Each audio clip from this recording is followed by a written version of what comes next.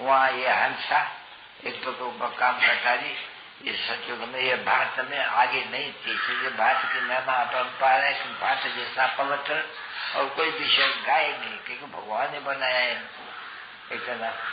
तो भारत की भी महिमा, तीर्थ की भी महिमा महाभारी है, क्योंकि बाप का अवतरण भी यहाँ होते हैं, बाबा आते ही यहाँ है और आकर के सबकी बाप सेवा ही करेंगे, बच्चों की पढ़ाएंगे, सेवा करेंगे, पढ़ा के क्या करेंगे, पढ़ाई मुख्य है ना बच्चे, तो जानते हो पढ़ाई है मुख्य। बाबा ने जन्म तो दे दिया, फिर कॉलेज में लोग पढ़ते हैं, इतना देखो बच्चियां भी आजकल कॉलेज में कितने पढ़ती है, पढ़ाई मुख्य इनकम। तो बाप कहते हैं कि असल शुरुआत में कोई बच्चा नहीं कमाती थी, क्यों नहीं कमाती थी, माँ बाप बच्चों का नहीं कमाई का खाते थे, लेकिन राय नहीं था एकदम पढ़ने का और कमाने का। हाँ, भाषा भले पढ़ते थे।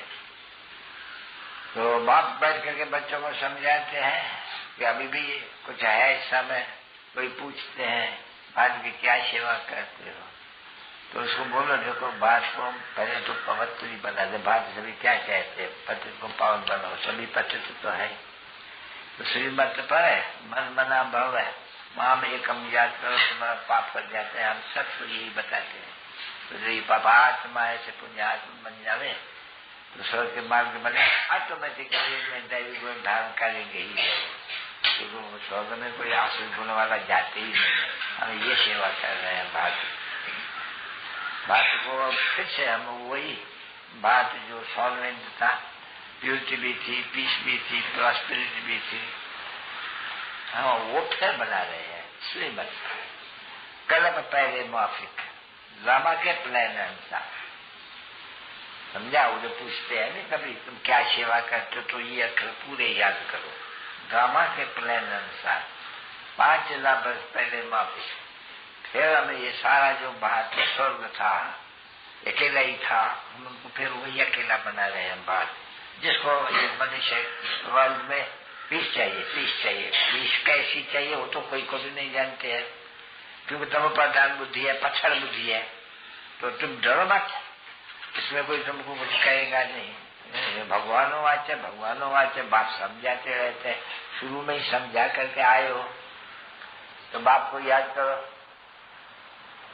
अच्छा तुमको कहते हैं क्योंकि बाबा जानते हैं कि तुम भी बाबा को इतनी याद तो नहीं करते, नहीं भूल जाते,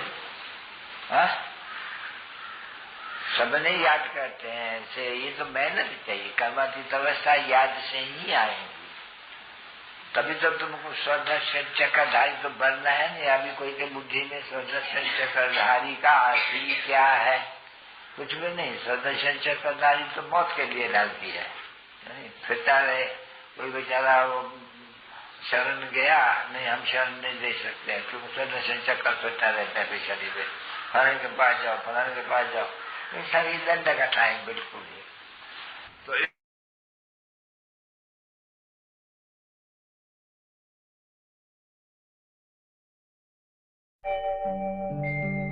ओम शांति शांति, ओम शांति शांति। अंतर मन में ज्योति जगा लो, होगा दूर अंधेरा।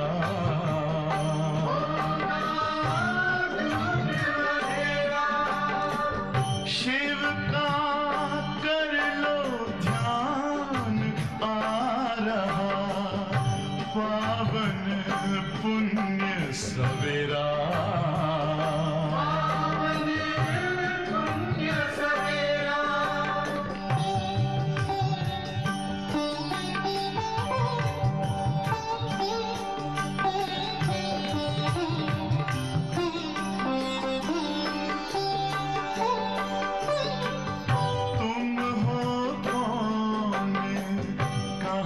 से आए अपने आप को जानो,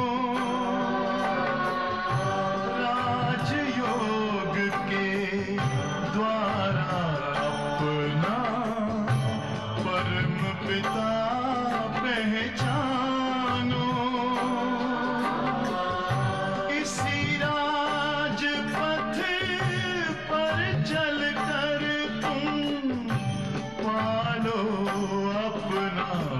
बसेरा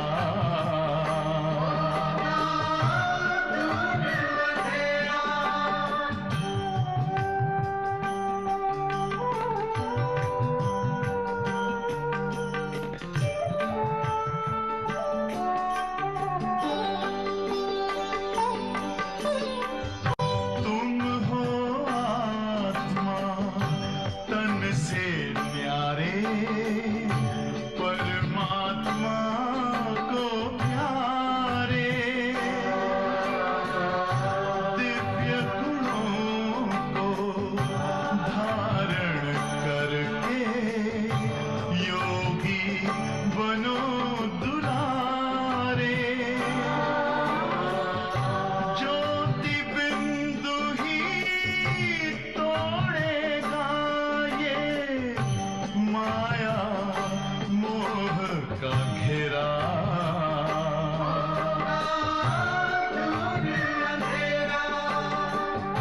अंतर मन में ज्योति जगा लो होगा दूर अंधेरा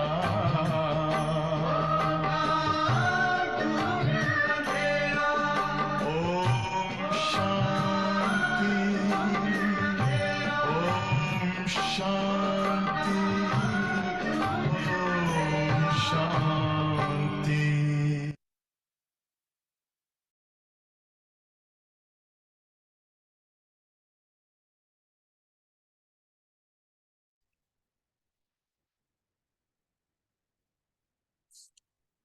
ओम शांति दीदी जी। ओम शांति दीदी जी। ओम शांति दीदी।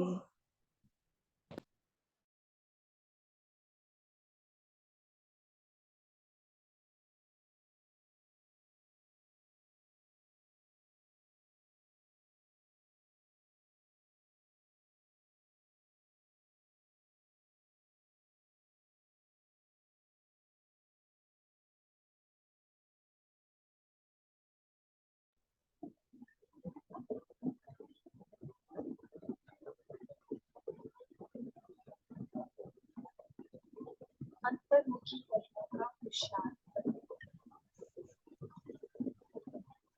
बाह्यमुखता में ना आओ तब ही पाप करेंगे।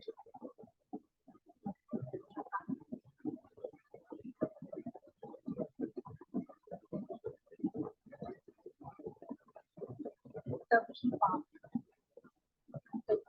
जितना समय याद में रहने का अभ्यास पुरुषार्थ करो। बाह्यमुखता में ना आओ तब ही पाप करेंगे, याद से ही पाप करेंगे। प्रश्न है, चढ़ती कला का पुरुषार्थ क्या है जो बाप हर बच्चे को सिखाते हैं? चढ़ती कला का पुरुषार्थ क्या है जो बाप हर एक बच्चे को सिखाते हैं? क्या पुरुषार्थ है?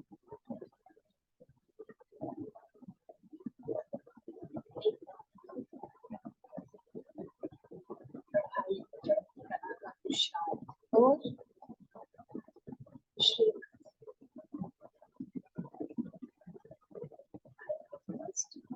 बाबा ने कहा, बच्चे चढ़ती कला में जाना है तो बुद्धि योग एक बाप से लगा। फलाना ऐसा है, ये ऐसा करता है, या इसमें ये अवगुण है, इन बातों में जाने की दरकार नहीं, क्योंकि इससे चढ़ती कला नहीं होगी। अवगुण देखने से वो मोड़, चढ़ती कला में जाना है तो अवगुण देखने से मुंह मोड़, कभी भी पढ़ाई से रूठना नहीं। मुरली में जो अच्छे अच्छे पॉइंट्स हैं उन्हें धारण करते रहो, तब ही चढ़ती कला हो सकती है। ओम शांति। अभी ये है ज्ञान का क्लास और सवेरे है योग। इससे पहले कौन सा क्लास होगा? योग का, जो घर बैठे, ताकि यहाँ जो चल रहा है ये है ज्ञान का क्लास और सवेरे योग का क्लास। बाबा ने पूछा योग कौन सा? भाई तो योगा भी करके आए थे ना। बाबा पूछ ले योग कौन सा? याद का। बाबा ने कहा ये बहुत अच्छी रीति समझाना है, क्योंकि बहुत मनुष्य हठ योग में फंसे हुए हैं, वो योगा को ही योग समझते हैं। अब जो हठ योग मनुष्य सिखलाते हैं, और बाबा कहते ये है राजयोग, जो परमात्मा सिखलाते हैं। क्योंकि राजा तो कोई है नहीं जो राजयोग सिखलावे। खुद कोई उस पोजीशन पर बैठा हो तो फिर वो दूसरों को भी कहे कि ऐसा करने से हम ऐसा बन सकते हैं। तो बाबा ने कहा यहाँ तो कोई राजा है नहीं जो राजयोग सिखलावे। ये लक्ष्मी नारायण भगवान भगवती है, राजयोग सीखे हैं तभी तो भविष्य में भगवान भगवती बने हैं। मतलब भगवान से सीखा है उन्होंने, तभी तो उन्होंने वो भगवान भगवती वाली पोजीशन पाई है। तो बाबा कहते ये है कि पुरुषोत्तम संगम युग की समझानी। मतलब ये राजयोग की जो समझानी है ये सिर्फ यहाँ पुरुषोत्तम संगम युग पर ही दी जाती है। इसको कहा जाता है पुरुषोत्तम। तो पुरानी और नई दुनिया का बीज, संगम माना पुरानी दुनिया और नई दुनिया का बीज है। पुराने मनुष्य और नए देवता, नए मनुष्य नहीं कहेंगे उनको, नए देवता। तो बाबा कहते इस समय सभी मनुष्य पुराने हैं, चाहे कोई आज भी पैदा हुआ वो भी पुराना है। पुरानी और नई दुनिया का ये बीज है। तो बाबा ने कहा पुराने मनुष्य और नए देवता। इस समय सभी मनुष्य पुराने हैं, नई दुनिया में नई आत्माएं सब देवताएं होती हैं। वहां कोई भी क्या नहीं होता, मनुष्य। मनुष्य माना मनुष्य नहीं होंगे, मौलिका कहीं शक्ल तो मनुष्य की ही होगी, पर यहाँ जो मनुष्य और देवताओं की भेंट की जा रही है वो गुणों के आधार पर। तो मतलब सारे ही गुणवान होंगे तो उनको मनुष्य नहीं कहेंगे। फल है मनुष्य ही, परंतु दैवी गुण वाले मनुष्य, इसीलिए उनको देवी देवता कहा जाता है, क्योंकि वो पवित्र रहते हैं, वो पैदाइशी पवित्र है। बाप बच्चों को समझाते हैं काम महाशत्रु है। ये रावण का पहला क्या है आते हैं? ये रावण का पहला हथियार और राइट हैंड, और क्या है? सेनापति, और क्या है? संजय भाई, बाबा कहते हैं ये रावण का पहला भूत है, या दूत कह, बाबा ने तो भूत कहा। ये रावण का पहला भूत है। कोई बहुत क्रोध करते हैं तो कहा जाता है क्या मत करो, भो भो मत। कहते हैं भो भो क्यों करते हो? एक दो, बाबा कहते एक दो विकार बड़े शत्रु हैं। लोग मोह के लिए भो भो नहीं कहेंगे। क्यों? क्योंकि ये साइलेंटली काम करते हैं, दिखाई नहीं देता किसको कितना लोभ है। आप सब बैठे हैं, देखो किसको पता है किसी में कितना लोभ है, मोह किसका कितना है। अभी तो हम सारे निर्मोही यहाँ बैठे, लेकिन अंदर में बाबा को पता है। तो बाबा कहते हैं इसलिए ये जो लोभ और मोह के लिए है, इनको मोह नहीं कहेंगे। मनुष्यों में साइंस घमंड के कारण क्रोध कितना है, बताते रहते ना। पीछे 2 साल पहले ट्रम्प करते तो कितना साइंस का घमंड है, पावर है। तो कहते थे कहीं रिमोट कर ना दे, दबा ना दे, तो सब लोग उससे डरते थे। तो तो बाबा कह रहे देखो मनुष्यों में साइंस का घमंड होने के कारण क्रोध कितना है, ये भी बहुत नुकसान कारक है। कौन अमित है जी? क्रोध। बाबा ने कहा काम का क्रोध तो आदि मध्य अंत एक दो बार काम कटारी चलाते हैं, ये सारी बातें समझकर फिर औरों को समझानी है, है ना, खुद धारण कर फिर बाबा कहते औरों को समझानी है। तो तुम्हारे सिवाय बाप से वर्षा लेने का सच्चा रास्ता तो कोई बता भी नहीं सकता है, तुम बच्चे ही बता सकते हो। तो बाबा को कितना प्रेम है, बाबा कहते तुम बच्चे ही बता सकते हो। बेहद के बाप से इतना बड़ा वर्षा कैसे मिलता है, जो किसको समझा नहीं सकते। तो बाबा कहते जरूर पढ़ाई पर ध्यान नहीं है, जिसको ध्यान होगा वो तो हर पॉइंट पर बात कर सकता है, दूसरों को समझा सकता है, क्योंकि बाबा ने कुछ नहीं छोड़ा जो ना बताया।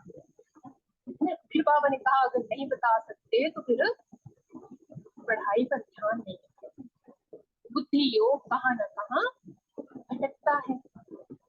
बाबा ने कहा ये युद्ध का मैदान है ना, फिर कैसे होने चाहिए युद्ध के मैदान में? सैनिक देखो कितने अलर्ट, चुस्त फुर्त दुरुस्त, तन से भी मन से एकदम। बाबा ने कहा, उसने कहा था स्टूडेंट हो तो फिर उनकी भांति बैठो। आज बाबा ने कहा कहाँ बैठे हो? युद्ध के मैदान में।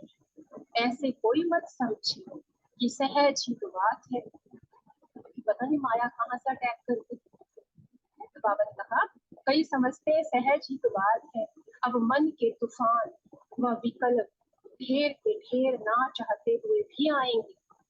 अभी हम बात ही कर रहे हैं, चाहे पढ़ रहे हैं सुन रहे हैं, लेकिन साथ साथ पता नहीं कौन सी बात से कौन सी बात कनेक्ट कर जाए और फट से कोई ना कोई विचार बाबा कहते अंदर आते रहते हैं। तो मन के तूफान व विकल्प ढेर के ढेर ना चाहते हुए भी आएंगे, लेकिन इसमें बूझना नहीं है, योग बल से ही माया भागेगी, इसमें पुरुषार्थ बहुत है। जैसे किसी के हाथ में हथियार हो तो कोई उसके सामने नहीं आता, डर रहता है इसके पास पिस्टल है या कोई दूसरा हथियार है। तो बाबा कह रहे हमारे पास भी अगर योग का बल होगा तो माया भागेगी, पास में नहीं आएगी। ठंडे थोड़ी में कितना थक जाते हैं कितना थक जाते। बाबा कहते हैं क्योंकि वहां देह अभिमान में रहते हैं कि सारा टाइम आपको उस पोजीशन में रहना पड़ता है। तो कई कुछ थकावट शरीर की होती है, लेकिन ज्यादा थकावट मन की, क्योंकि प्रेशर है, मैं मालिक, मैं जिम्मेवार हूँ, मुझे करना है, मेरे को करवाना है। तो वो वाली थकावट बाबा कह रहे क्यों आती है? क्योंकि देह अभिमान माना वो जिम्मेवारी वाला भी अभिमान रहता है। तो देह अभिमान के कारण बहुत बातचीत भी करनी पड़ती है। तो बात कहते हैं इसलिए देही अभिमानी बना, उस समय समझो बाबा की जिम्मेवारी है और मैं तो आत्मा बाबा का बच्चा हूँ, तो जो भी काम है बाबा ने अपने आप ही करवाना है। तो वो स्मृति रहेगी तो बाबा का थकावट भी कम हो गई। देही अभिमानी बनने से जो बाप समझाते हैं वही फिर औरों को भी समझाएंगे। अपने को आत्मा समझ बाप को याद करो, कि हम तब कह पाएंगे जब हम खुद याद में रहते होंगे। बाबा ही शिक्षा देंगे कि बच्चे बाह्यमुखी नहीं होना चाहिए, अंतर्मुखी होना चाहिए। भल कहाँ बाह्यमुखी होना भी पड़ता है। जहाँ वकील को वकीली करते हैं तो वहाँ गूंगा थोड़ा बन जाए है ना, मतलब कई धंधे ऐसे हैं तो वहाँ बाबा कहते बाह्यमुखी होना भी पड़ता है। फिर भी जितनी फुर्सत मिले कोशिश कर अंतर्मुखी होना है, तब ही पाप मिलेंगे, नहीं तो सुनते जी। हाँ बाबा कहते नहीं तो पाप कटेंगे, और पाप कटेंगे नहीं तो ऊंच पद भी पा नहीं सकेंगे। क्या अशोक भाई जी फर्स्ट?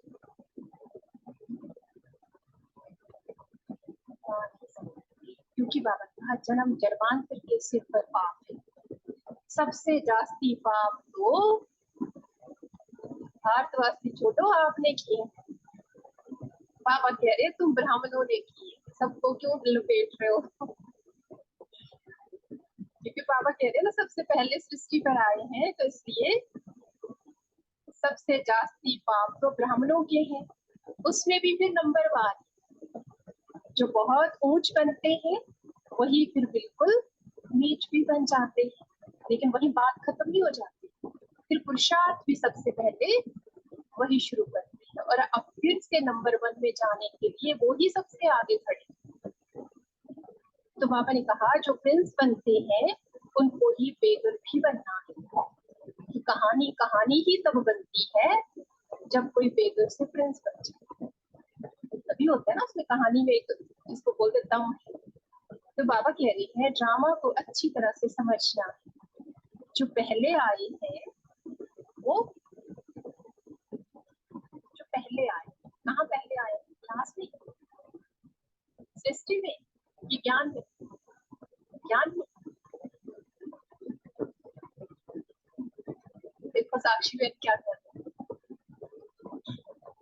सतयुग में पहले आए, क्लास में भी पहले। बाबा ने कहा जो पहले आए हैं वो पावन भी पहले, सृष्टि पर पहले सतयुग में, क्योंकि जो फर्स्ट जन्म से आए तो फिर वो पावन भी, बाबा के बच्चे भी पहले पहले बनते हैं और पतित भी फिर पहले पहले बनते हैं, क्योंकि द्वापर में भी पहले वही उतर पे पहुंच गए। तो बाप कहते हैं मैं भी आता हूँ इनके बहुत जन्मों के अंत में। किनके आशीष भाई जी? आप क्यों बोल रहे हो? आशीष में गए थे पहले पहले अवस्था। हाँ बाबा ने कहा जो कौन? बाप कहते हैं मैं भी आता ही हूँ इनके बहुत जन्मों के अंत, मतलब ब्रह्मा बाबा के बहुत जन्मों के अंत में, सो भी जब वानप्रस्थ अवस्था। बाबा को पता है कि समय समझने की स्थिति है। तो बाबा कह रहे हैं इस समय छोटे बड़े सबकी वानप्रस्थ अवस्था। बाप के लिए गायन भी है, सर्व की सदगति करने वाला, और वो होती ही पुरुषोत्तम संगम युग है।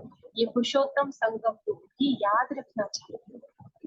जैसे मनुष्यों को कलयुग याद है, किसको याद है?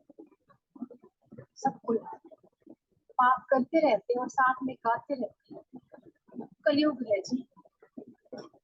तो कहानी सुनाते हैं ना, गंगा राम नल पर मत बैठ भीगेगा, लेकिन गिल्ला हो रहा है और कह रहा है गंगा राम मत बैठना, गिल्ला हो जाएगा। तो बाबा कह रहे मनुष्यों को ये याद है कि कलयुग, परंतु कर्म भी कलयुग वाले। तो संगम युग सिर्फ तुमको याद है, इसलिए तुम कर्म पर ध्यान दे। तुम्हारे में भी फिर नंबरवार है। बाबा कहते बहुतों को तो अपना घोर धंधा ही याद रहता है। यहाँ बैठे भी उंगलियों पर गिनते रहते, बाबा देखते रहते होंगे ना कि टाइम हो गया दुकान खोलने, फिर वो घोर धंधा याद रहता है। बाहर से मुंह बाबा कहते हटा हुआ हो तो धारणा भी हो। एक कहावत है, अंत काल जो स्थिर से बने। जो गीत व श्लोक अच्छे अच्छे हैं, जिनका हमारे ज्ञान से कनेक्शन है, बाबा कहते वो अपने पास रखने चाहिए। जैसे छीछी दुनिया से जाना ही, जैसे छीछी दुनिया से जाना ही होगा, ऐसे हमेशा स्मृति में रहना है। और दूसरा नैनहीन को रहा दिखाओ, ऐसे ऐसे गीत अपने पास रखने चाहिए। बाबा ने कहा भले बनाए तो मनुष्यों ने, जिनको इस संगम का पता भी नहीं है, गीत बनाने वाले को अर्थ का पता नहीं है।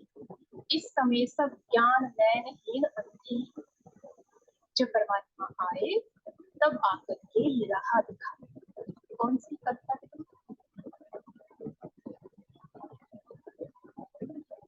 कलयुग से सतयुग में जाने की जो राह है, बाबा कहते अब ये बाबा आए तो बताए, जब परमात्मा आए तब आकर ये राह दिखाए।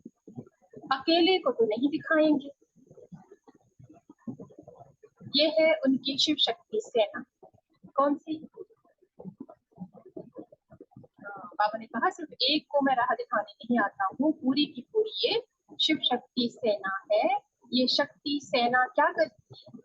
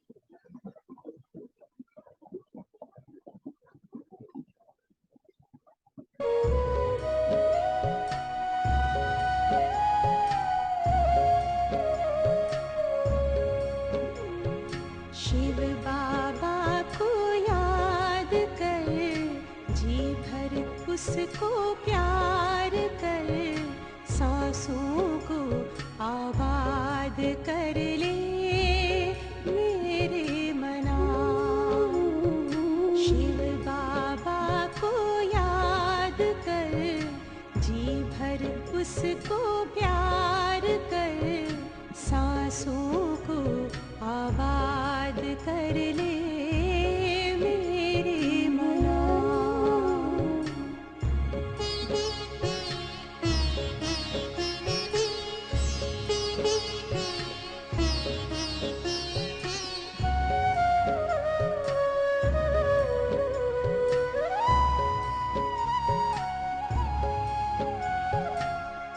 आया है लेके झूमती बहारें, रिमझिम बरसती स्नेह की फुहारें। रंग निराला है रूप सलोना, दिल चाहे उससे जुदा कब न होना। अब ना इंतजार कर बैठना हिम्मत हार कर, प्रभु का तू दीदार कर ले मेरे मना। शिव बाबा को याद कर जी भर उसको प्यार कर सांसों को आबाद कर ले मेरे मना।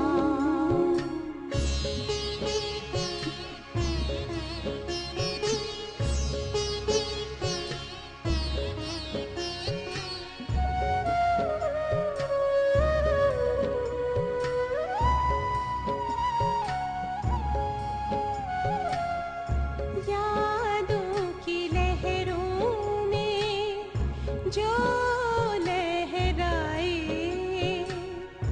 एक अलौकिक सुख वो पाए। शूली को कांटा कर दे कांटे को जूही, पर्वत को राई कर दे राई को रूई। दिल ही दिल में बात कर मन में मुलाकात कर, खुद को तू आजाद कर ले मेरे मना। शिव बाबा को याद कर जी भर उसको प्यार कर सांसों को आबाद कर ले मेरे मना। सांसों को आबाद कर ले मेरे मना। सांसों को आबाद कर ले मेरे मना।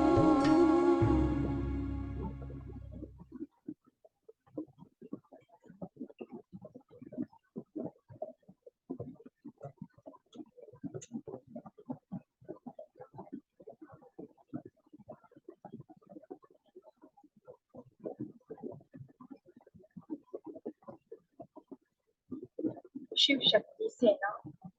ये शक्ति सेना क्या करती है? श्रीमत पर नई दुनिया की स्थापना करती है। तुम भी राजयोग सीखते हो जो भगवान के सिवाय कोई भी सिखा ना सके। अब भगवान तो निराकार है, उनको तो अपना शरीर है नहीं, बाकी जो भी है सब शरीरधारी है। ऊंचे ते ऊंच तो एक ही बाप है जो इस समय तुमको पढ़ाती है। ये तो तुम भी जानो, ये तो तुम ही जानो। क्या जानो? कि ऊंच ते ऊंच बाप हमें पढ़ाते हैं।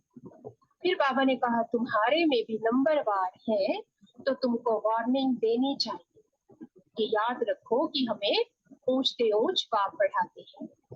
बड़े बड़े अखबार में डालना चाहिए। मनुष्य जो योग सिखाते हैं वो है हठ योग। राजयोग एक परमपिता परमात्मा ही सिखाते हैं, जिससे कि मुक्ति और जीवन मुक्ति मिलती है। बाबा ने कहा हठ योग से दोनों नहीं, दोनों कौन? ना मुक्ति ना जीवन। वो हठ योग है जो कि परंपरा से चला आता है, पुराना है। ये राजयोग सिर्फ संगम युग पर पाप ही सिखलाते हैं। तो बाबा ने समझाया है, जब भाषण करते हो तो टॉपिक्स निकालने चाहिए और ऐसे ऐसे मुद्दों पर बात करनी चाहिए, परंतु ऐसे करते नहीं है। क्या नहीं करते? ऐसे वाले टॉपिक्स के ऊपर बात करनी चाहिए। बाबा ने कहा श्रीमत पर चलने वाले बहुत थोड़े हैं, करते तो हैं परंतु मन मत से। बाबा की श्रीमत पर चलने वाले बहुत थोड़े हैं। बाबा ने कहा पहले भाषण लिखो, फिर पक्का करो तो याद आएगा, मतलब पॉइंट्स कोई छूटेंगी नहीं। तुमको ओरली भाषण करना है, तुमको पढ़कर तो सुनाना नहीं है, वो तो नेता लोग सुनाते हैं। या तो बाबा ने हर बच्चे को विद्वान बनाया है। तो विचार सागर मंथन कर भाषण करने की ताकत उनमें रहेगी जो अपने को आत्मा समझकर फिर बोलते हो। हम भाइयों को सुनाते हैं, जब ये भान होगा कि हम आत्माओं को सुना रहे, अपने भाइयों को सुना रहे हैं, तो बाबा कहते ताकत रहेगी। ऐसे समझने से ताकत रहेगी। ये बहुत ऊंच मंजिल है। बाबा ने कहा पान का बीड़ा उठाना मासी का घर नहीं है, मतलब जिम्मेवारी लेना आसान बात नहीं है। तो जितना तुम रुस्तम बनेंगे उतना माया भी रुस्तम होकर वार करेगी। बाबा ने उदाहरण दिया, अंगद व महावीर भी रुस्तम था ना। चाहे हनुमान की बात है चाहे अंगद की बात है, कितने होशियार थे। तब कहा रावण भी हमको हिलाकर दिखाए। चैलेंज तब दे सकते हैं जब खुद में वो ताकत रहती है। ये स्थूल बातें नहीं है। शास्त्रों में ये दंत कथाएं हैं, परंतु कथाएं किस लिए बनी है? हमें प्रेरणा देनी। तो बाबा कह रहे ये दंत कथाएं हैं। ये कान जो परमात्मा बाप का सुनहरी ज्ञान सुनने वाले थे, वो दंत कथाएं सुन सुनकर एकदम पत्थर बन गए। पत्थर माना जैसे अब सुनते हैं पर हम उस पर गौर नहीं करने लगे, क्योंकि कहते हैं ये तो कब से कहानियां चली आ रही हैं। तो बाबा ने कहा कान भी पत्थर हो गए। अब भक्ति मार्ग में माथा भी घिसाया तो पैसा भी कमाया, सीढ़ी नीचे भी उतर आए। 84 जन्मों की कहानी है कि कैसे सीढ़ी नीचे उतरे। तो जो भी ये भक्ति की है नीचे ही उतरे हैं, लेकिन नीचे उतर के भी फायदा हो गया। क्यों? नीचे बाबा खड़ा था, अगर नहीं उतरते तो ऊपर में बैठे रहते तो फिर बाबा से कहाँ मिलते? हाँ, बाबा ने आना नहीं था, इसलिए बाबा ने कहा इसलिए नीचे उतरे। अब बाप ऊपर चढ़ाते हैं, चढ़ना सिखाते हैं। अब तुम्हारी चढ़ती कला है, इसलिए गाइड हुआ चढ़ती कला तेरे बहाने सर बदला। तो बाबा बच्चों को लेने के लिए आए थे चढ़ती कला में वापस घर, उसके बहाने से सारी दुनिया को मुक्ति और जीवन मुक्ति मिल गई। किसी को मुक्ति तो बाकियों को जीवन मुक्ति मिल गई। तो बाबा ने कहा अब तुम्हारी चढ़ती कला है, अगर बुद्धि योग बाप के साथ नहीं लगाएंगे फिर तो जरूर शांतलाल भाई जी, फिर तो जरूर नीचे ही उतरना पड़ेगा अगर बाबा से बुद्धि योग नहीं होगा। तो बाबा ने कहा बाप को याद करते हो तो ऊपर चढ़ते हो, लिफ्ट में बैठ गए और लाइट चली जाए, वैसे ही बाबा के बन गए, लेकिन अगर बाबा को याद ही नहीं करेंगे तो बैठे तो हैं लेकिन ऊपर चढ़ ही नहीं रहे हैं। तो बाबा ने कहा याद जरूर करना पड़ेगा। याद, बाबा को याद करते हो तो ऊपर चढ़ते हो। मेहनत है बहुत, परंतु बच्चे गफलत करते हैं, धंधे में बाप को और नॉलेज को भूल जाते हैं। माया तूफान लाती है, आपकी कोई गलती नहीं। बाबा कह रहे हैं माया तूफान में लाती है। तूफान क्या आते हैं, फलाना ऐसा करता है, फलाना ये करता है। यहाँ बैठे बैठे कुर्सियों में तूफान आ जाएंगे, ये हिलता बड़ा है, ये बोलता बड़ा है, ये डिस्टर्ब करता है। ये बाबा कहते क्या है, चुपचाप सुनते रहो, नहीं तो। लेकिन नहीं, तो ये अंदर के तूफान है ना, तो माया तूफान में लाती है। फलाना ऐसे करता है, फलाना ये करता है, ये ब्राह्मणी ऐसी है, इसमें ये अवगुण है, यही देखना है तो बाहर उतरे पड़े, आराम से देखो फिर, है ना। बाबा कह रहे यहाँ तो हम एक दूसरे से गुण लेने के लिए आए ना, गुण ढूंढने थोड़े आए हैं। अरे इसमें बाबा कहते तुम्हारा क्या जाता है, शिव बाबा भी तो देख रहे हैं ना सब कुछ। अगर वो उनको उसमें कोई किसी चीज में आपत्ति नहीं है तो फिर हमें क्यों। बाबा कहते इसमें तुम्हारा क्या जाता है, सर्वगुण संबंध तो कोई बना नहीं है और सबको बनना भी नहीं है, क्योंकि लिमिटेड नंबर है बाबा के पास, इसलिए बाबा ने सबको उनके हाल पर छोड़ रखा है। थोड़े फेल भी होने चाहिए। तो बाबा ने कहा कोई का अवगुण ना देख, गुण गहन करना है। अवगुण देखो तो क्या करो, देखो तो कान बंद कर, देखो तो आंख बंद कर लो, मुंह मोड़ लो। बाबा ने कहा मुरली तो मिलती है, वो सुनते और धारण करते, मतलब किसी से नहीं लेने का कुछ। तो बाबा कहते मुरली तो मिल रही है, अपनी मुरली सुनो और घर जाओ, किसी से क्या रिश्तेदारी रखनी। बुद्धि से समझना है, ये बाबा की बात तो बिल्कुल ठीक है कि नहीं, सबको सही है। जो नहीं सुन रहे उनके लिए सही है, सबके लिए सही है। तो बाबा ने कहा जो बात ठीक ना लगे वो छोड़ देनी चाहिए, लेकिन पढ़ाई से कभी रूठना नहीं चाहिए। ब्राह्मणी से व पढ़ाई से रूठा तो गोया बाप से रूठ गया और तकदीर से भी रूठ गया। फिर कई कहते हैं कोई बात नहीं, यहाँ नहीं तो दूसरे सेंटर पे ब्राह्मणी है, मुरली तो वहां भी चलती है। फिर ये कौन से लोग हैं, आर्मी में ट्रेटर होते हैं ना, ISI से मिल जाते हैं। यहाँ है तो सब बाबा के बच्चे, लेकिन ये कमी हमारी है ना, जो हम एडजस्ट नहीं हो पा रहे हैं तो हम कह रहे हैं दूसरी जगह ढूंढते हैं, फिर वहां नहीं अच्छी लगेगी फिर तीसरी जगह ढूंढते हैं। तो बाबा ने कहा ये भी तो जैसे बाबा से रूठना हुआ ना, ऐसे बहुत बच्चे हैं जो फिर सेंटर पर नहीं आते हैं। घर कोई कैसा भी है, तुम्हारा काम मुरली से है, मुरली जो सुनाए उसमें से अच्छी अच्छी पॉइंट्स धारण करनी है। अब वो अपनी बुद्धि थोड़ी कमजोर होती है तो फिर पॉइंट आउट करेंगे, वो सुनाते अच्छा नहीं है ना, कई ऐसे कह देते हैं। तो बाबा कह रहे हैं अपनी बुद्धि अच्छी करो ना, किसी से बात करने में मजा नहीं आता तो शांत करके मुरली सुनकर चले जाना चाहिए, रूठना नहीं चाहिए कि हम यहाँ नहीं आए। बाकी नंबर बात है ही, बाबा सब सुना के फिर कह देते हैं कोई शिकायत नहीं, नंबर बार तो है ही। ये भी अच्छा है जो सुबह को तुम याद में बैठते हो, जो चार्ज होके आते हैं ना उनको फर्क नहीं पड़ता है, लेकिन जो सीधा बिस्तर से निकल के आते हैं वो बेचारे थोड़ा सा मदहोशी में होते हैं, उनको फर्क पड़ता है। तो बाबा ने कहा इसलिए सुबह में जो बाबा की याद में उठ कर आते हैं, याद में रहते हैं, अच्छा है जो सुबह को तुम याद में बैठते, बाबा आकर सर्च लाइट देते हैं, बाबा अनुभव सुनाते हैं।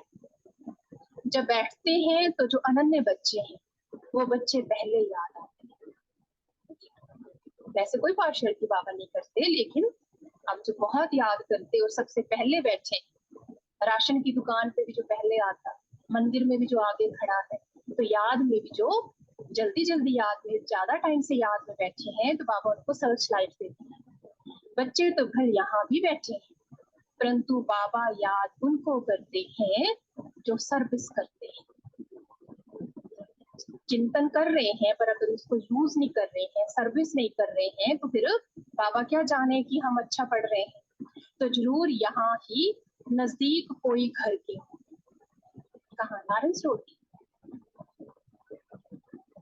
जो अच्छी सर्विस करते हैं तो बाबा कहते हैं वो जरूर कहीं नजदीक कोई घर के, माना बाबा के यज्ञ की आत्मा, या तो फिर सोचो कि सतयुग की कोई श्रेष्ठ आत्मा जो ब्रह्मा बाबा की भी भविष्य में नारायण रूप में जाएंगे तो वहां भी कोई राजघराने की समीप की आत्मा होगी जो जिनको यहाँ भी बाबा से बहुत प्यार है, तो उनको भी बाबा याद कर सर्च लाइट देते हैं। अब हैं तो सब बाबा के बच्चे, परंतु कौन कौन अच्छी सर्विस करते हैं ये तो सब जानते हैं। यहाँ भी आपके सामने है, जो सर्विस करता है तो वो सबकी नजर में अपने आप आ जाता है। तो बाबा ने कहा तो उनको भी बाबा याद कर सर्च लाइट देते हैं। बाबा ने कहा यहाँ सर्च लाइट दो तो देते हैं। 2 इंजन है ना, कौन से? ब्रह्मा बाबा। आप देखो अगर शिव बाबा ब्रह्मा बाबा को डायरेक्शन दे रहे हैं और अगर ब्रह्मा बाबा किसी को सर्च लाइट दे रही है तो उनके पीछे तो शिव बाबा भी है, तो सोचो कितना फोर्सफुली उनको वो सर्च लाइट मिलती होगी। डबल इंजन, इसलिए बाबा ने कहा।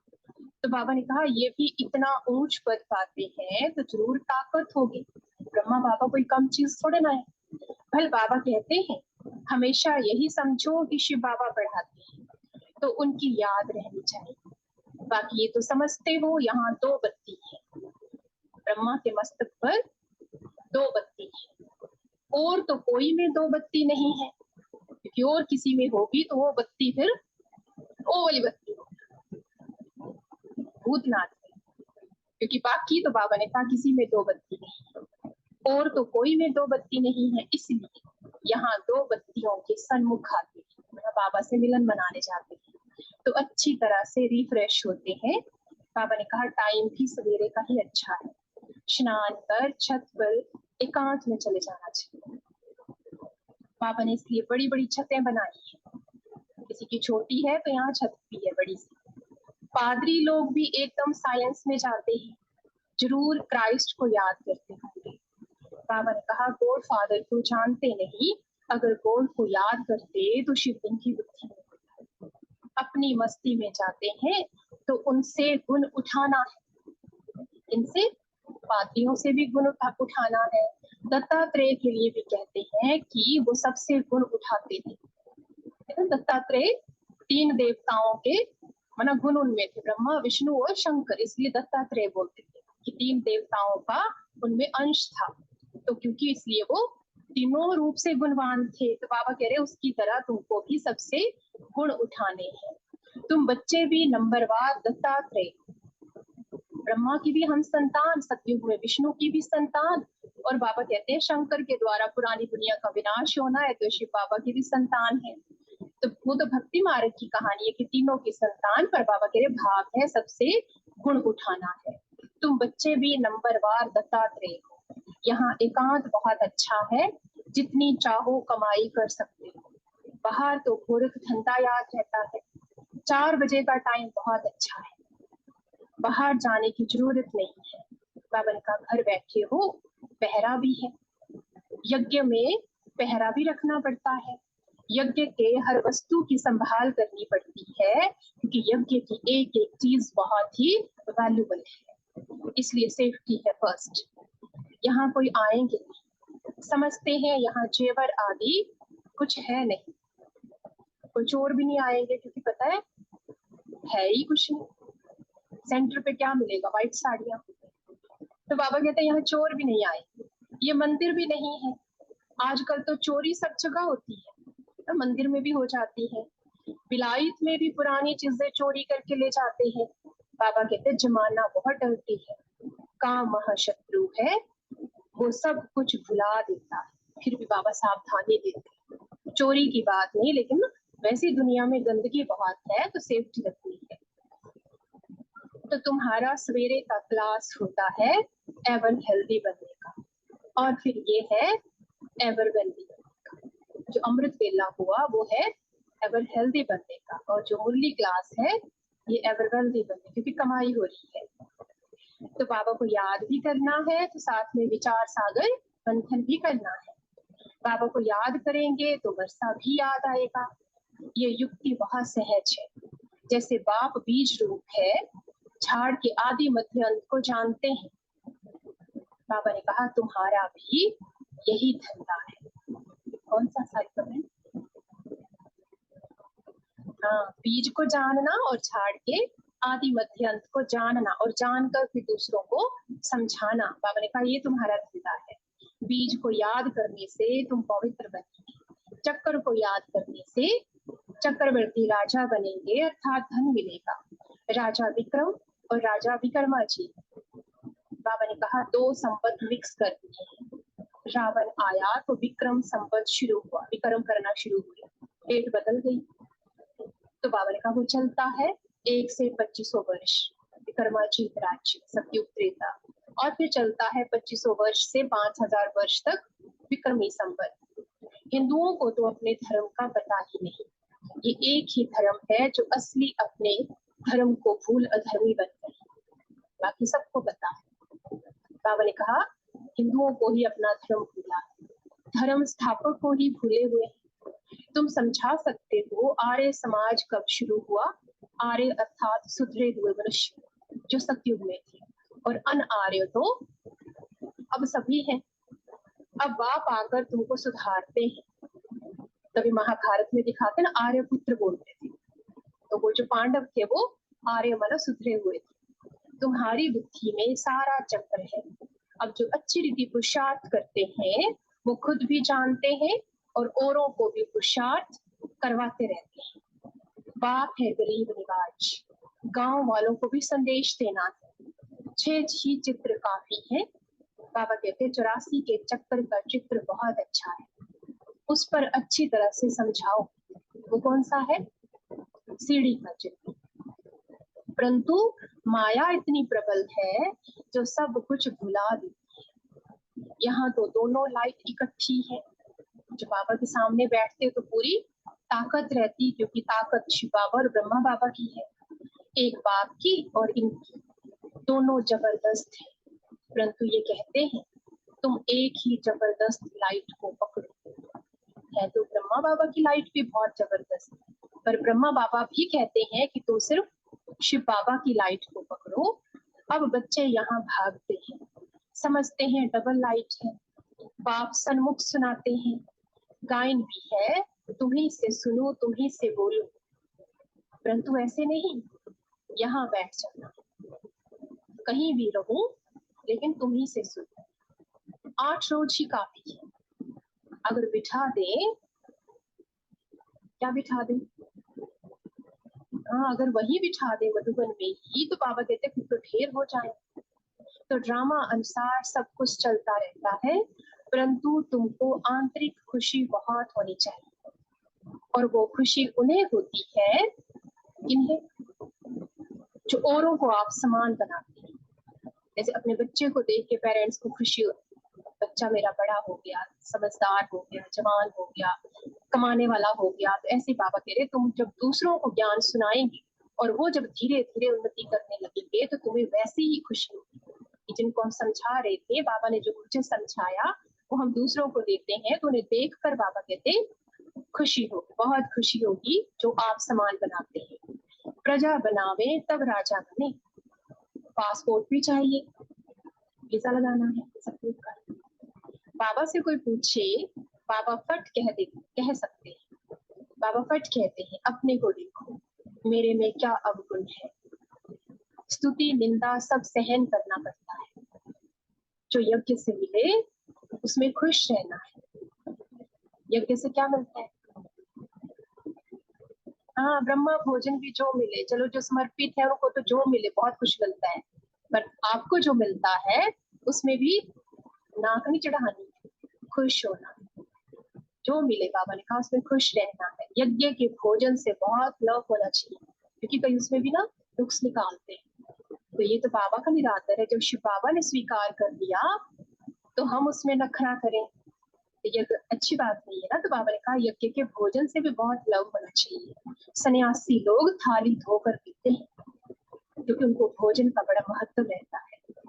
ये समय, बाबा ने कहा समय ऐसा आना है जो अनाज भी ना मिले, तो सब कुछ सहन करना पड़ता है, तब पास हो सकेंगे। अच्छा, मीठे मीठे स्किलधे बच्चों प्रति माता पिता बाप दादा का याद प्यार और गुड मॉर्निंग। रूहानी बाप की रूहानी बच्चों को नमस्ते। हम रूहानी रूहानी बच्चों बच्चों के की रूहानी रूहानी बाप बाप दादा दादा को को दिलवाजान सिखा शुक्रिया प्रेम से नमस्ते। मीठे ओम बाबा शांति मीठा मीठे बाबा, शुक्रिया मीठे बाबा। धारणा के लिए सार है, किसी में भी कोई अवगुण दिखाई दे तो अपना मुंह मोड़ लेना है, वरना उसको अवॉइड करना है। पढ़ाई से कभी रूठना नहीं है, क्योंकि कई बार किसी का अवगुण देखकर पढ़ाई छोड़ देते हैं। फलाना यहाँ इतना टाइम से आ रहा है, वो खुद ऐसा है। बाबा कह रहे तुम्हें पढ़ाई से रूठना नहीं है, दत्तात्रेय मिसल सबसे गुण उठाने हैं। चाहे वो कुछ सीखा चाहे नहीं सीखा, लेकिन रोज आना तो सीखा ना तुमने, तो वो भी छोड़ दिया जो छोड़ देते हैं किसी को देखकर। तो बाबा ने कहा दत्तात्रेय मिसल सबसे गुण उठाना है। दूसरी पॉइंट है, बाहर से बुद्धि निकाल अंतर्मुखी रहने का अभ्यास करना है। धंधा थोड़ी में रहते देही अभिमानी रहना है, बहुत बातचीत में नहीं आना है। और वरदान दिया बाबा ने, ईश्वरीय सेवा के बंधन द्वारा समीप संबंध में आने वाले रॉयल फैमिली के अधिकारी भव। रॉयल फैमिली के अधिकारी वो बनेंगे जो यहाँ सेवा में समीप संबंध में आएंगे। ईश्वरीय सेवा के बंधन द्वारा समीप संबंध में आने वाले रॉयल फैमिली के अधिकारी भव। ईश्वरीय सेवा का बंधन नजदीक संबंध में लाने वाला है। जितनी जो सेवा करता है उतना सेवा का फल समीप संबंध में आता है। यहाँ के सेवाधारी वहाँ की रॉयल फैमिली के अधिकारी बन जाते हैं। जितनी यहाँ हार्ड सेवा करते हैं उतना वहाँ आराम से सिंहासन पर बैठेंगे, और जो यहाँ आराम करते हैं वो वहाँ काम करेंगे। आराम का मतलब जो कुछ भी नहीं करते, न तन न मन न धन, तो वो तो फिर बाबा ने कहा ना घड़ी ढोने वाले बनेंगे। एक एक सेकंड का एक एक काम का हिसाब किताब बाप के पास है। जो भी हम कर रहे हैं बाबा के पास सारा हिसाब है। स्लोगन है, स्व परिवर्तन द्वारा विश्व परिवर्तन का वाइब्रेशन तीव्र गति से फैलाओ। पहले स्व परिवर्तन द्वारा विश्व परिवर्तन का वाइब्रेशन तीव्र गति से। आज का व्यक्त इशारा है, विधि और विधान को जानने वाले बच्चे हर संकल्प और हर कर्म में सिद्धि स्वरूप होते हैं। जो विधि विधान को जानते हैं, सिद्धि स्वरूप अर्थात बेगमपुर के बादशाह, भविष्य राज्य भाग्य प्राप्त करने के लिए वर्तमान समय भी बेगमपुर के बादशाह हो। संकल्प में भी गम अर्थात दुख की लहर ना हो, क्योंकि दुख धाम से निकलकर अब संगम पर खड़े हैं। सुख धाम में तो पहुंचना है, लेकिन संगम पर तो खड़े। ओम शांति।